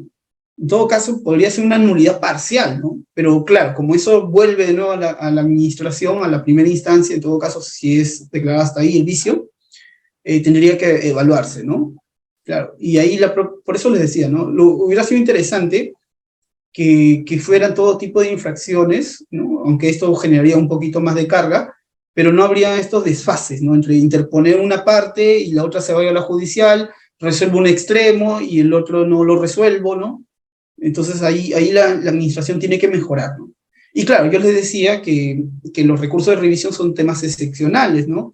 Porque recuerden que en los procedimientos sancionadores del sistema inspectivo, las segundas instancias son regionales. O sea, cada región tiene su autoridad de segunda instancia. Entonces, lo que hace el tribunal es resolver como instancia nacional por todos, porque no tienen esas resoluciones de segunda instancia no tienen alcance nacional. Entonces, ¿pero qué pasaría si en una reforma del sistema inspectivo la segunda instancia tenga alcance nacional, es decir, que conforme una, no sé, una segunda instancia que unifique todos los procesos a nivel nacional, ¿no? Entonces, de ahí ya no habría tribunal de revisión, pues, ¿no? Porque optarías por un órgano, ¿no? O un tribunal que sea como segunda instancia, como en otros procesos administrativos los tienen, ¿no? Y ya no estaría generando las cargas, porque, ojo, yo les decía al inicio, ¿no? Los recursos administrativos son cargas para el administrado porque tienen que agotar todas esas cargas para irse al contencioso, ¿no? Para que en todo caso, si es que no le sale favorable, sea un tercero, ¿no? Ajeno al proceso, el que resuelva ese conflicto entre el administrado y la administración. Entonces, al establecer estas cargas, generas también que el proceso demore, ¿no? Entonces, eso también es interesante, pero ya eso se tendría que evaluar en una política pública específicamente, pero vamos viendo esos puntos, ¿no? ¿Cuánto tiempo demora? O sea, porque también desde el lado del administrado, ojo, ya un proceso que es largo, ¿no? Que demora 1, 2 o 3 años, es un costo, ¿no? Y desde ese plano necesita también tener una respuesta rápida, ¿no? Si tiene una primera instancia, ¿no? Que más o menos va a demorar entre 9 meses a un año, tiene una segunda instancia que va a demorar unos 3 meses, y tiene un recurso, ¿no? Si es infracción muy grave, y tiene un tribunal que va a demorar otros 6, 7 meses, el costo del tiempo también afecta a los administrados y a la propia administración, ¿no? ¿Por qué? Porque no le estás dando una respuesta en un plazo razonable, ¿no? Como cosa ya, ¿no? Específicamente decidida. Porque, como yo les decía, ¿no? Todas estas etapas también son cargas para los administrados. Entonces, habiendo señalado ello, ¿no? Ya pasamos un poquito a hablar, en todo caso, de las medidas provisionales. Si hasta esta etapa hubiera alguna pregunta o consulta.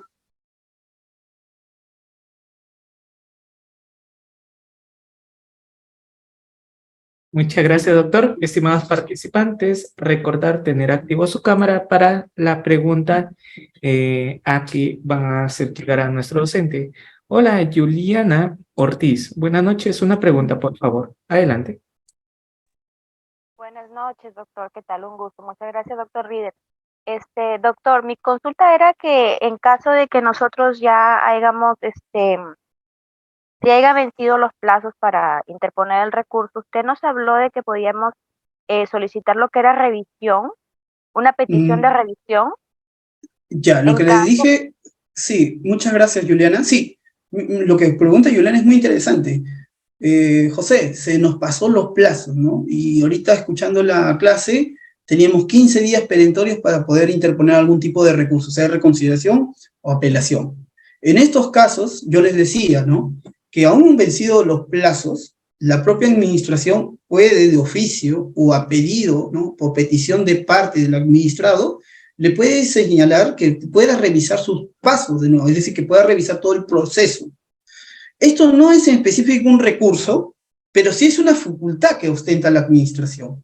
Entonces yo les decía, ¿no? Que normalmente los administrados en estos casos lo que hacen es recurso de nulidad, ¿no? Pero no es un recurso como específicamente, ¿no? Solamente los recursos son los recursos de apelación, reconciliación y revisión, pero lo ponen como tal. Pero como yo les decía, en esos casos lo que hace la administración es ese escrito lo toma como una petición. Y como lo toma como una petición, dice, ya muy bien, voy a revisar el caso, porque he leído el escrito y me parece que ha habido vicios. Y yo no puedo, digamos, yo como administración, yo no debería permitir un acto administrativo que tenga algún vicio que esté afectando algún derecho del administrado. Y para esa facultad yo tengo, desde la emisión del acto, tengo 2 años para poder, digamos, observar ello. Entonces los administrados en este caso lo que pueden hacer es, entre comillas, una petición que le pueden señalar que revise el recurso, ¿no? El proceso, porque hay vicios de nulidad. Por ejemplo, la disposición que aplicaron para resolver nuestro caso era una norma derogada. O, en todo caso, la norma que señalaron para poder resolver, ¿no? O, por ejemplo, no valoraron las pruebas o no está debidamente motivada, ¿no? La sanción que me han señalado. Entonces, sí puede haber estos recursos, ¿no? Específicamente, no son recursos, pero sí puede haber estas peticiones que puede hacer el administrado y tiene la administración, ¿no? La facultad de poder observar estos plazos, ¿no? Dentro de los 2 años. Sí. Excelente, doctor. Muchísimas gracias. Estimado Ricardo, ¿cómo estás? Buenas noches. Ahora sí, ¿puedes activar tu audio? Listo. Adelante, por favor. Uy, no apagaste. No te preocupes. Otra vez. Listo, Ricardo. Ahora, ¿puedes? A ver, ¿me dices? Ok, doctor Reader, Listo, perfecto. ok, doctor Reader, muchas gracias.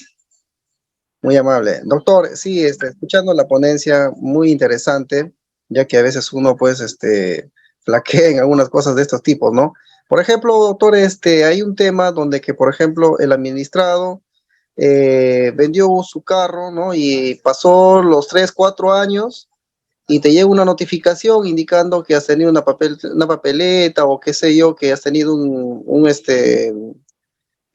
multa para poder pagar de tu carro, ¿no? En este caso, ya has transcurrido los 4 años, ya es para prescripción, como usted acaba de indicar.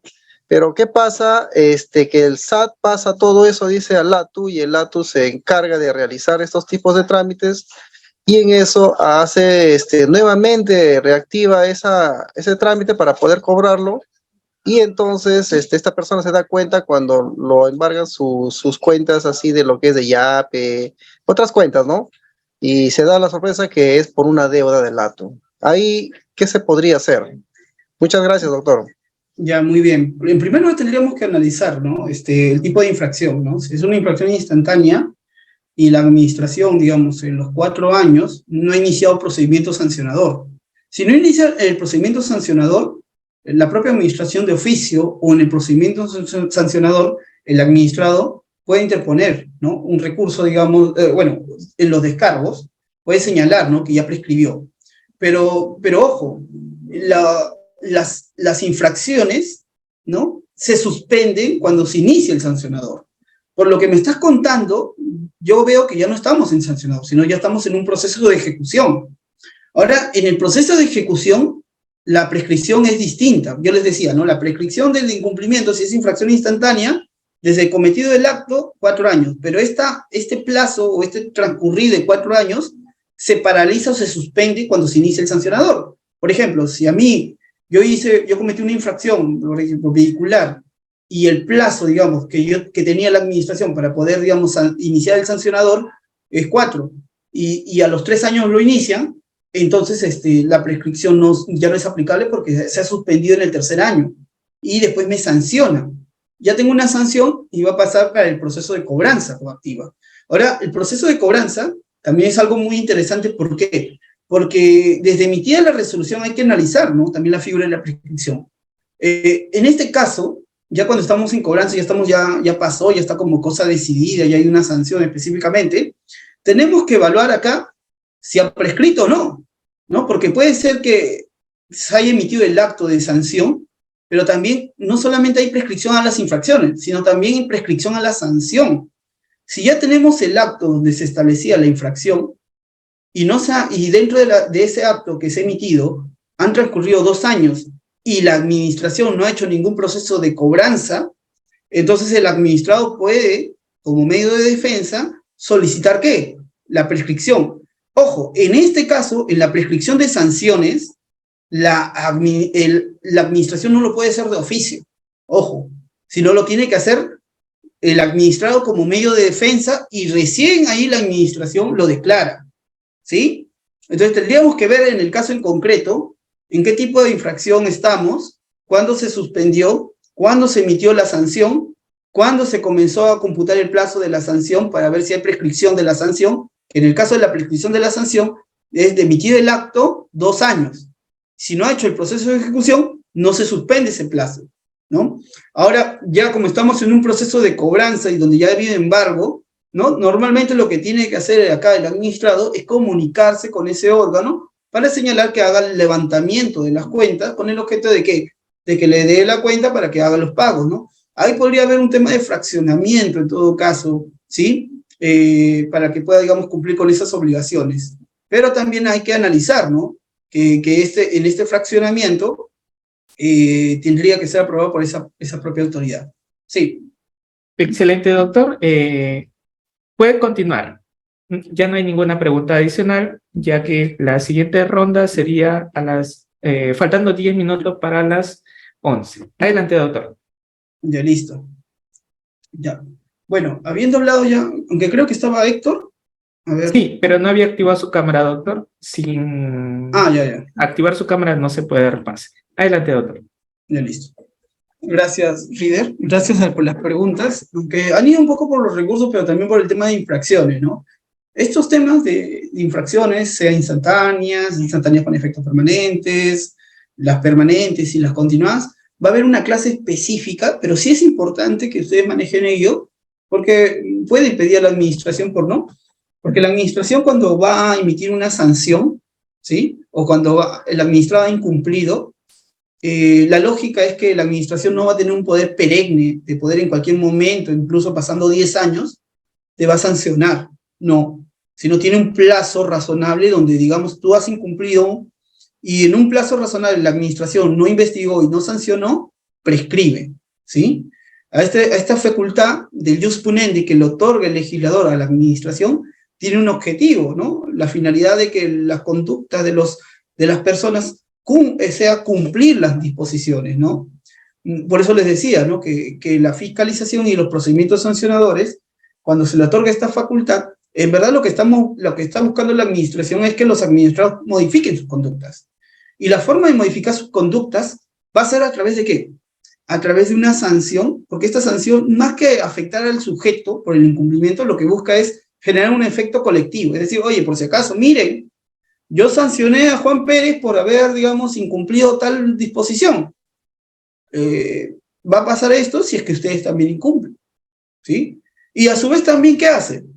Lo que hace es que garantice el cumplimiento de las disposiciones, ¿no? O sea, oye, ¿qué pasa si yo no establezco un procedimiento que ante el incumplimiento de ciertas normas, la administración no pueda, digamos, sancionar ese incumplimiento? Lo que va a pasar es que las normas no se van a cumplir, ¿no? Por ejemplo, pongo el caso de los derechos laborales. Los derechos laborales tienen algo muy interesante, ¿no? Tienen un sistema inspectivo que vela por el cumplimiento de esas normas laborales, ¿no? Por ejemplo, si a mí no me pagan la CTS, si a mí no me pagan la gratificación, si a mí no me pagan las utilidades, yo puedo ir al sistema inspectivo y denunciar y decir, no me han pagado.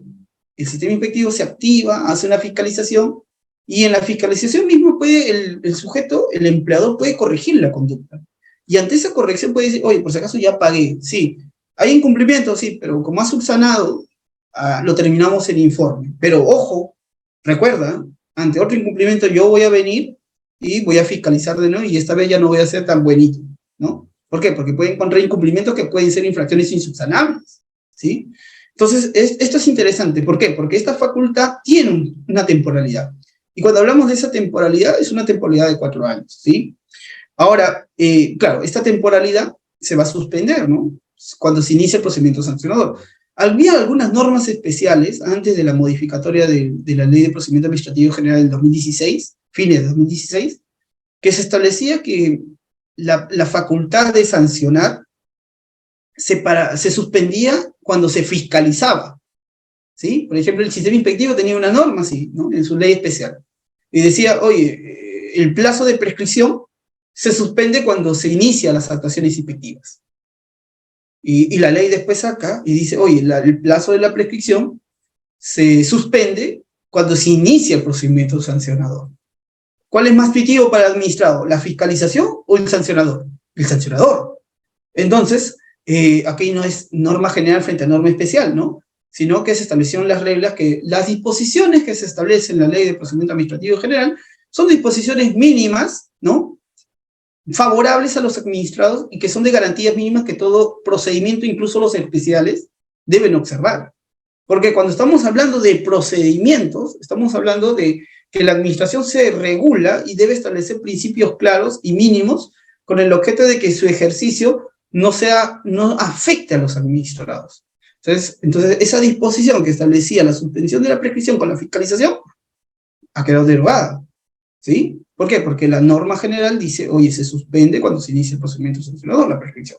Entonces, oye, no puedo aplicar esa disposición ya. Ahora, esto es interesante, ¿por qué? Porque yo les decía, ¿no? En el procedimiento sancionador hemos visto un poquito de los recursos, ¿no? Y ahora el plazo, sea de caducidad y sea de prescripción, no se contabiliza el plazo de los recursos, ¿no? Los recursos tienen sus plazos propios, ¿no? O sea, yo tengo un plazo de 30 días y es apelación. yo tengo un plazo de 15 días si es reconsideración. Si yo no cumplo el proceso dentro de ese plazo, ¿qué herramienta tiene el administrado frente a ese incumplimiento? ¿No? Y claro, la propia ley da una respuesta, ¿no? En esos supuestos, en esos procedimientos administrativos que tienen una segunda instancia, o hay recursos de reconciliación que tienen que ser resueltos, si yo puedo decirle, oye, ya como ya pasó el plazo y no se ha emitido el acto, yo puedo interponer el silencio administrativo negativo ante ello y lo considero como si hubiera sido rechazado mi recurso impugnatorio. ¿Por qué? Este remedio lo utiliza el administrado para que ya agotar esa vía e irse a la otra vía, que sería la judicial, ¿sí? Ahora, claro, ¿por qué? Porque si yo voy a esperar que la administración resuelva, ¿no?, mi recurso, que ya no, ya no hay caducidad, ya no hay prescripción, entonces puede estar así 1, ¿no?, un medio año, 8 meses, 1 año.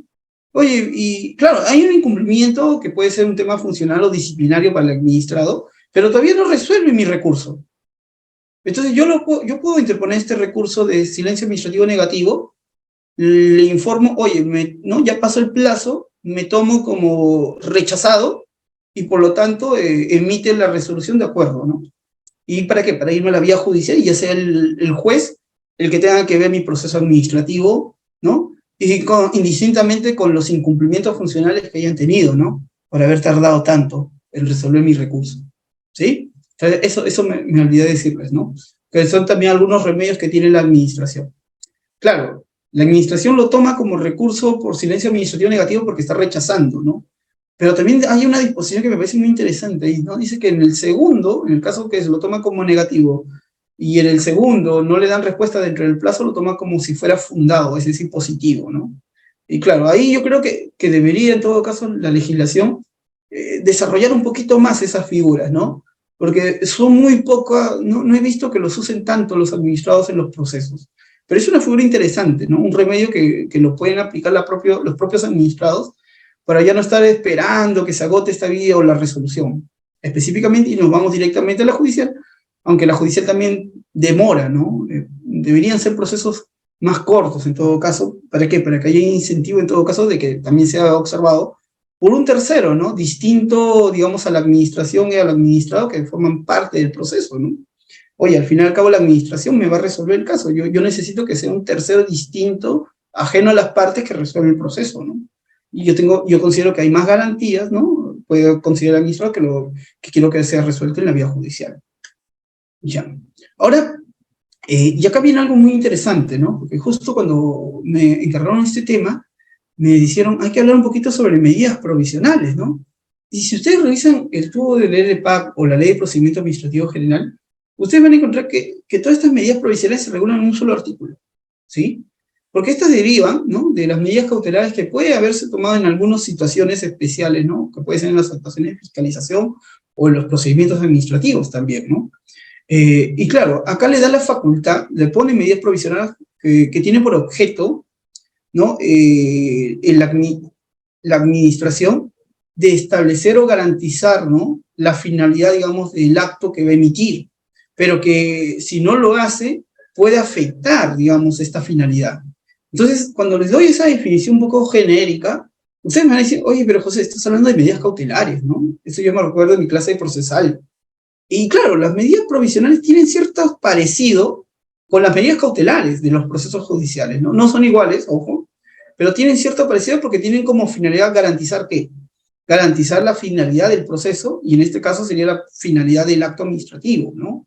Entonces puede ver por ahí que a través de un acto que se ha emitido, ¿no?, o disculpen, de un proceso iniciado, que la propia administración, digamos, establezca una medida, ¿no?, con el objeto de suspender cierta licencia al administrado, ¿no? Porque si le otorga esa licencia en el procedimiento, puede estar afectando, digamos, el resultado del procedimiento sancionador o el procedimiento específicamente.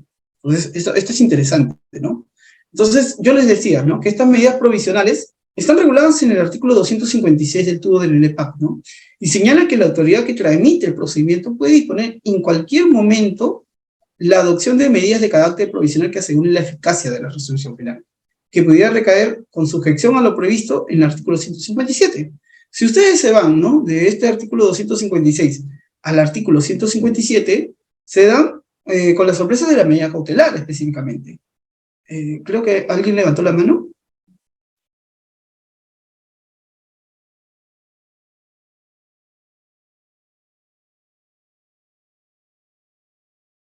¿Sí?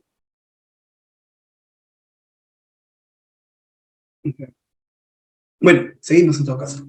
Creo que Carlos había levantado la mano. Pero yo les comentaba, ¿no?, que estas medidas tienen como objeto, estas medidas que tiene la propia administración y lo implementa la autoridad, que en este caso sería la autoridad, ¿no?, instructora, porque estamos hablando de un procedimiento sancionador donde se inicia el procedimiento y se toma esta medida provisional. Esa medida que se adopta tiene por objeto asegurar la eficacia de la resolución, ¿no? Si, por ejemplo, en este procedimiento sancionador, ¿no?, se ha optado por, digamos, medida provisional de no otorgar una licencia, ¿no?, o hasta que no se haya resuelto el procedimiento, entonces esta medida la puede solicitar la administración. Ahora, estas medidas deben ajustarse, ¿no?, la propia norma lo señala, que deben ajustarse a la intensidad, proporcionalidad y necesidad de los objetivos que se pretenden garantizar en cada caso concreto. Claro, pareciera que las medidas son abiertas, ¿no? Porque del propio artículo daría a entender que sería cualquier tipo de medida, pero como estamos acá en el derecho administrativo, yo entiendo que estas medidas provisionales deberían estar tipificadas en una norma reglamentaria especial de la propia administración. No, yo no considero que sea todo tipo de medida, ¿no?, porque podría haber un desarrollo desproporcionado en esos casos de la propia administración. Entonces, sí considero que como la norma en general, ¿no?, del TUO del LPAC reconoce esta facultad, sea la propia administración, a través de una norma reglamentaria, ¿no?, su norma especial, que regule cuáles pueden ser estos tipos de medidas, ¿no? Y debe ajustarse, y acá establece el requisito, ¿no?, intensidad, proporcionalidad y necesidad de los objetivos que se presentan, que se pretenden garantizar. Si no cumplen estos presupuestos, estaríamos en todo caso ante una medida, ¿no?, que en todo caso podría estar afectando, ¿no?, de manera irreparable ¿no?, los derechos de los administrados.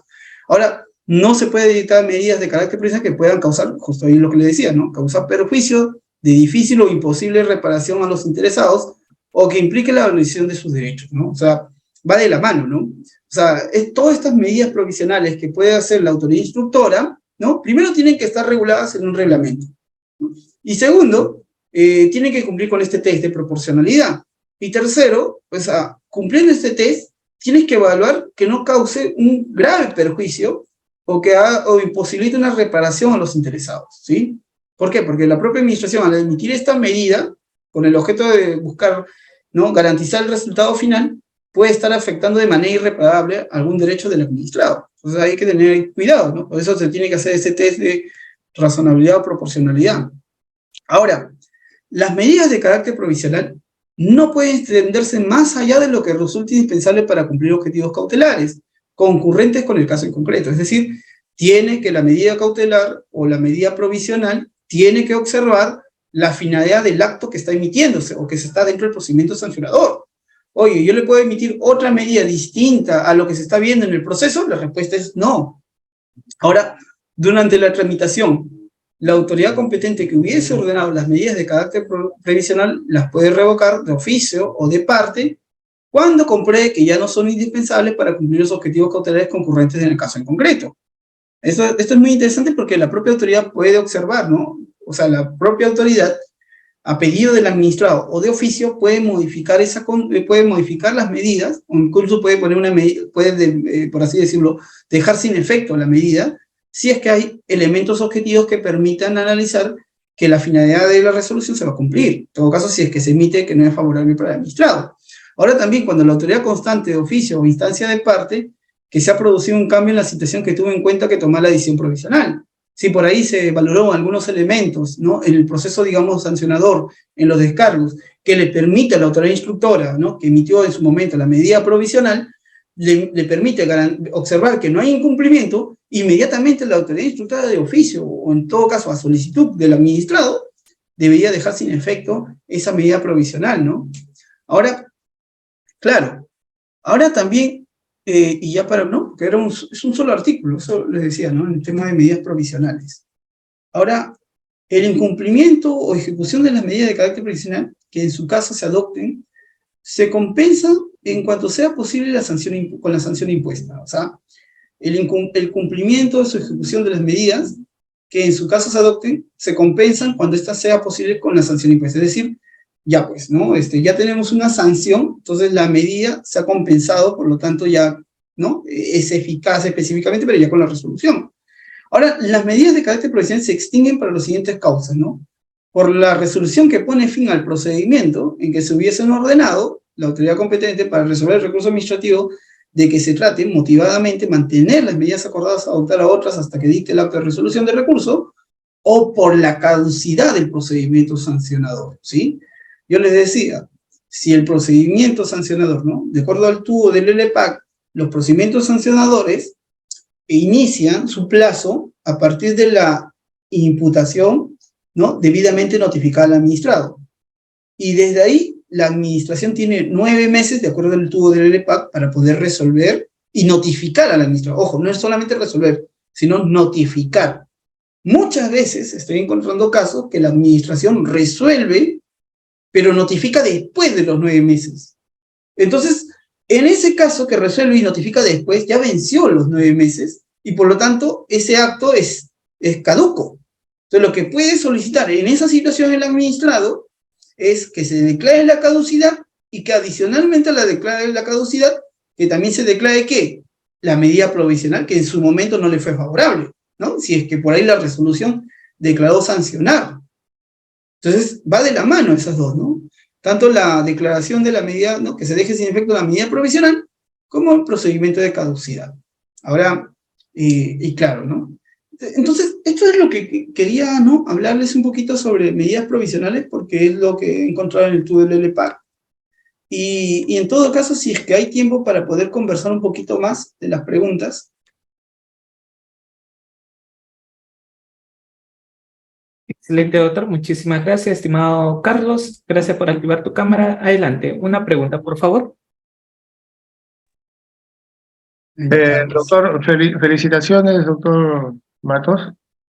Tu exposición muy clara e interesante. Mi pregunta es, las infracciones al Código de Tránsito, hay algunas que prevén medidas preventivas, que debe ser una medida provisional, que es la retención de la licencia de conducir, para garantizar la sanción final, ¿no? Algunas infracciones te suspenden la licencia por 1 año, otras por 3 años de acuerdo a la gravedad, otras la cancelación inclusive. Pero ¿qué pasa? Muchas municipalidades, a excepción de Lima sí es muy, sí procede a hacer los procedimientos administrativos sancionadores, pero en provincias no sucede eso. Pasa el tiempo, imponen la papeleta, la suben al sistema, en el sistema aparece licencia retenida, pero sin sanción, sin multa, sin nada. Pasan los años, 2, 3 años, y como la gran mayoría no conoce de procedimientos administrativos, al momento de que se solicita la caducidad, la administración declara la caducidad, pero no levanta la medida preventiva, ¿no? Por dicho, la retención de la licencia. La retención no es una sanción. Inclusive hay casos donde la suspensión es por 1 año y el caso y la infracción fue cometida 2 años antes. Por dicho, ya inclusive ya la sanción se ha sobrepasado el tiempo que no puede hacer uso de su licencia. Sin embargo, sale la resolución de caducidad, declarando la caducidad y archivando, pero no levantan la medida preventiva. Y más bien ordenan de que se inicie el procedimiento administrativo sancionador porque todavía no ha prescrito la acción, ¿no? No ha prescrito. ¿Qué se debe hacer? ¿Podría aclararnos eso, doctor? Gracias. Gracias, Carlos. Sí, miren, ahí en esos casos, cuando ya declaró la caducidad, específicamente para medidas provisionales, ¿no? Normalmente, la norma señala que cuando hay medidas provisionales y ha declarado la caducidad, específicamente esta medida provisional debería dejarse sin efecto, ¿no? ¿Por qué? Porque ya la administración ya no tiene la facultad, digamos, de poder en ese procedimiento sancionar. Entonces, claro, acá ya vamos por partes, ¿no? Primero por la prescripción y por la caducidad. Porque cuando hablamos de prescripción, por ejemplo, pueden interponer una medida provisional, ¿no? Con el objeto de garantizar el proceso. Pero la administración jamás hizo el proceso, ¿no? O sea, está la infracción, está la medida, pero nunca inició el procedimiento sancionador y ya prescribió, ¿no? Puede llegar el momento que prescribió, ¿no? Ya no me van a sancionar, ¿no? La administración perdió la facultad del jus punendi. Entonces, en esa prescripción que puede ser de oficio, ¿no? Porque yo le decía, las infracciones pueden ser de oficio o de parte, lo que tiene que hacer el administrado es informar, oye, por si acaso, la infracción que supuestamente me ibas a iniciar en un procedimiento sancionador, pero no lo has iniciado, solicito la prescripción, y adicionalmente a la prescripción, estoy solicitando que esa medida provisional no tenga efecto. ¿Por qué? Porque ya el procedimiento, no me vas a poder sancionar, y por lo tanto no habría la finalidad de la medida provisional, que es el resultado final de la resolución, porque no va a haber resolución. O sea, no va a haber procedimiento sancionador. Entonces, por lo tanto, en ese punto se garantiza, ¿no? Cosa distinta es la caducidad, porque en la caducidad ya estamos hablando de un procedimiento sancionador iniciado. Entonces, en la caducidad, en este caso, la administración sí inició dentro del plazo antes de que prescriba, pero ya emitió una medida previsional ¿para qué? O una medida cautelar ¿para qué? Para que se emita, digamos, ello. Pero pasado el tiempo no emite la sanción. Entonces, una vez de oficio o a pedido de parte, porque la propia parte lo puede solicitar y puede decir caducidad, inmediatamente en esa caducidad, en ese escrito o en ese descargo que presenta, también tiene que solicitar ¿qué? Que se deje sin efecto la medida cautelar o la medida provisional, ¿sí? Porque está afectando ¿no? Por así decirlo, el derecho, y de acuerdo al artículo tal del tubo del LEPA que señala, ¿no? Que la prescripción, disculpe, que la caducidad extingue las medidas provisionales, ¿sí? Excelente, doctor. Muchísimas gracias. Tenemos a Héctor, pero Héctor no tiene activo su cámara. Estimados participantes, me dice, no me permite mi cámara. Sucede que Héctor no tienes disponible tu cámara, si no te daría pase. O en todo caso, si lo puede escribir, en todo caso. Pueden escribirlo y le he trasladado a nuestro docente. Muy bien. A ver, creo que ya no tenemos alguna pregunta adicional de nuestros participantes, sino ya damos por culminado la sesión programada para hoy, que ha sido muy buena, como siempre, nuestro maestro dictando en Odiápolis, agradeciendo la deferencia. A ver, Carlos, ya te di pase, así que ya no tendría esa opción. Tengo a Alex Portilla y luego Aldo. Con ustedes dos cerramos. ¿Qué tal? Muy buenas noches, doctor José Matos. En el supuesto caso de que no, habiendo ya solicitado la caducidad y que se levanten las medidas provisionales, la administración no hace caso, ¿qué se puede hacer? ¿Cómo obligar a que levanten estas medidas provisionales? Porque son renuentes generalmente a levantar estas medidas, pues, ¿no? Muchas gracias por la respuesta. Ya, muy bien. Alex nos dice, ya muy bien, ya me declararon la caducidad, no levantaron la medida provisional, mantienen, ¿no? Pero una pregunta, Alex, ¿acá inician el procedimiento o ya no, todavía no lo inician? Estimado Alex Portilla, adelante, te voy a dar pase nuevamente a la. Sí, en el supuesto caso que ya se haya iniciado el procedimiento, pero no haya emitido una resolución de sanción. Ya. Mira, lo que pasa cuando ustedes leen el artículo de caducidad, ¿no? Le da más o menos, ¿no? Porque yo les decía, las medidas provisionales, ¿no? Cuando ya ha pasado el plazo de caducidad, se deberían dejar sin efecto. Pero si ustedes van al artículo de caducidad, le dice, ¿no? Oye, esto fue con la modificatoria de hace 2018, si no mal recuerdo, en el artículo de caducidad se señaló, ¿no? Que estas medidas podrían mantener sus efectos, ¿no? Pero siempre y cuando la propia administración inicie el procedimiento sancionador, si no mal recuerdo, era dentro de los 2 o 3 meses. Así lo señala, ojo. ¿Por qué? Porque ¿qué es lo que pasaba, no?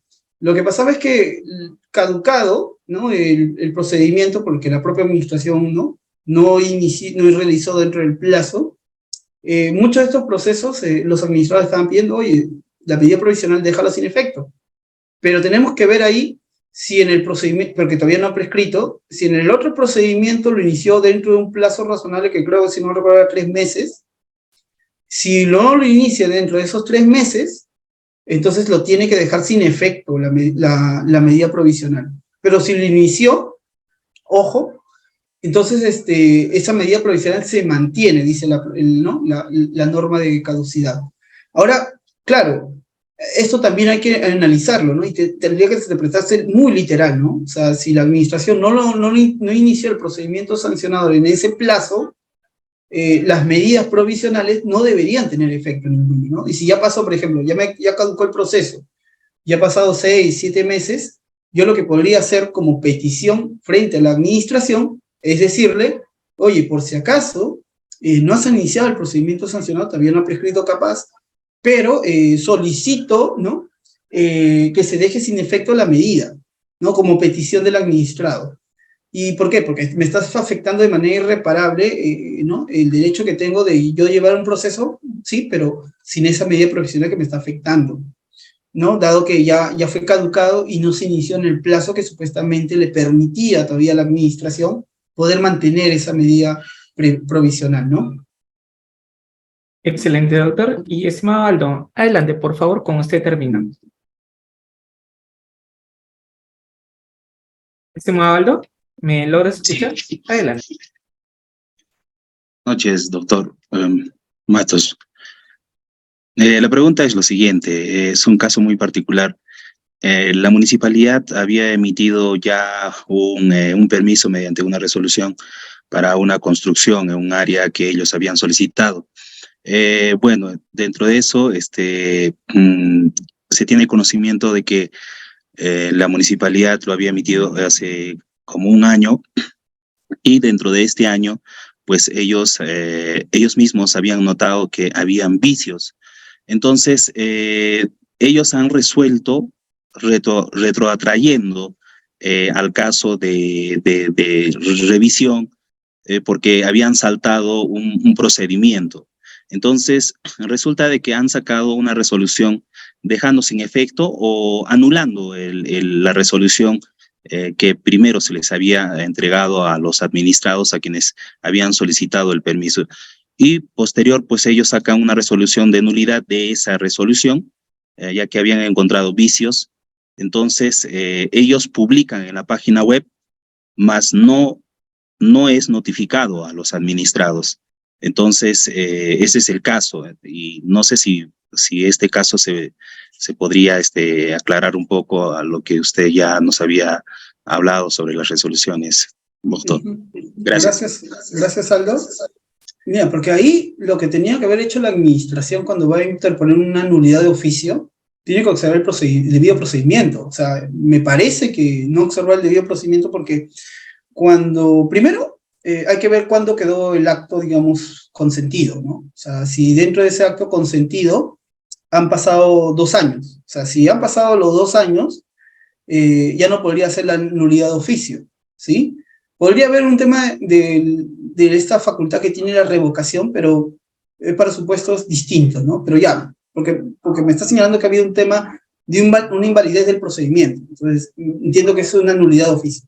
Ahora, en esta nulidad de oficio que se hizo dentro de los 2 años, estoy suponiendo, cuando tú vas a generar la nulidad de oficio, vas a emitir la resolución, tú tienes que correr el traslado a los administrados. ¿Por qué? Porque el acto que vas a emitir va a afectar situaciones jurídicas favorables a los administrados. Entonces, la administración lo que tiene que hacer antes de emitir el acto es trasladarle a ellos para que puedan hacer sus descargos, ¿sí? O para que puedan presentar sus alegatos. ¿no? ¿Por qué el acto que vas a emitir va a afectarlo? Entonces, si no lo ha hecho, yo ya estoy viendo que ahí la nulidad de oficio está afectando esta garantía mínima que deberían tener los administrados que han sido los afectados, ¿no? Ahora, eso podría ser un extremo, ¿no? Porque ya ante esta nulidad de oficio, ¿qué recurso tengo? ¿No? El recurso ya no sería administrativo, sino sería judicial, ¿no? Porque podrías irte a un contencioso, ¿no? Señalando la nulidad de esta nulidad de resolución que ha afectado el legítimo interés de los administrados. Y señalando también, ¿no? Dentro de este contencioso, que de emitido el acto tienes 3 meses, ¿no? Que no ha sido debidamente notificado, ¿no? En el sentido de que los actos administrativos, para que, digamos, tengan esa fuerza vinculante, primero tenían que haber sido notificados a las partes, y después de esas partes tenían que haber emitido la resolución, ¿no? Y después de esa resolución debidamente notificada, que puede ser, ¿no? Obviamente puede ser otra vez una resolución notificada a los administrados, los administrados recién tienen el plazo para poder interponer algún recurso. Ahora, no, disculpen, recurso no, sería, ya como es una nulidad de oficio, sería el contencioso, ¿no? Porque a la nulidad de oficio no hay un recurso de apelación o un recurso de reconsideración. Solamente ya se les abre la puerta para irse al contencioso administrativo.